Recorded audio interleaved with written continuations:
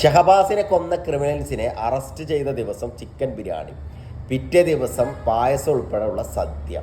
ഭരണം കെങ്കേമം തന്നെ. കൊല്ലപ്പെട്ടവനും കൊല്ലപ്പെട്ടവൻ്റെ വീട്ടുകാർക്കും ഇനിയൊരു നീതി കിട്ടുമെന്ന് നിങ്ങൾ പ്രതീക്ഷിക്കുന്നതാണ്. നീ പ്രതീക്ഷിക്കുന്നുണ്ടെങ്കിലേ നമ്മളൊക്കെ പൊട്ടന്മാരുടെ. ഓരോ ദിവസം വർദ്ധിച്ചു വരുന്ന കൊലപാതകം, പീഡനം, ഇതിനെ ചെറുത്ത് നിൽക്കാൻ ഇവിടുത്തെ നിയമത്തിന് കഴിയില്ലാന്നേ. അതുകൊണ്ട് നിയമം നമ്മുടെ ജനങ്ങളുടെ കയ്യിലെടുക്കാം. ഇനി നിയമം കയ്യിലെടുത്തതിൻ്റെ പേരിൽ നമ്മൾ ജയിലിലടക്കുകയാണെങ്കിൽ കുറച്ച് നാളടുക്ക് എടുക്കുന്നേ. ഇതിനൊരു അവസാനം വേണ്ടേ? മാസത്തിൽ 30 ദിവസം പട്ടിയെ പോലെ പണിയെടുക്കുന്നവനെ സ്വപ്നം പോലും കാണാൻ പറ്റാത്ത സൗകര്യങ്ങളാണ് ഇന്ന് ഇവിടുത്തെ കള്ളനും കൊലപാതകൾക്കും ഒക്കെ കിട്ടുന്നത്. ചിക്കൻ ബിരിയാണി വേണോ, മട്ടൻ ബിരിയാണി വേണോ? ഇതിലും വലിയൊരു തെറ്റ് ചെയ്യാനുള്ള മോട്ടിവേഷൻ എവിടുന്ന് കിട്ടും? ഒരു കൊലപാതകി ഇവലെ ചിക്കൻ ബിരിയാണി കഴിക്കുമ്പോൾ ആ ചിക്കൻ്റെ എല്ല് തൊണ്ടയിൽ കുടുങ്ങിയിട്ട് ഒന്ന് ചാവണേ എന്നാണ് ആഗ്രഹിക്കുന്നത്.